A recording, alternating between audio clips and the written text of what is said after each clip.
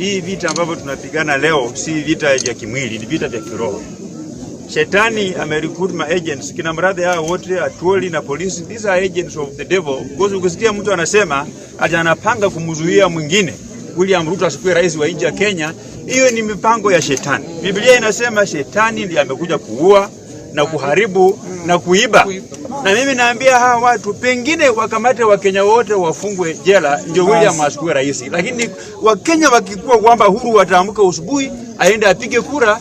Na mimi naambia polisi, na nimewaona sura wengine hapa, mimi ndio waziri wa interior ule ambaye anakuja. Polisi ule amekuja hapa, mimi ndapiga yeye transfer nipeleke Mandera huko kwa jina kabisa.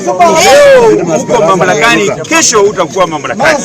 Na chuma chao kiko motoni. Hata faili yao huko mbinguni tayari imefungwa. Hawa ni watu wa kwenda jehanamu, watu wa kuharibu na kuleta machafuko katika hii nchi ya Kenya.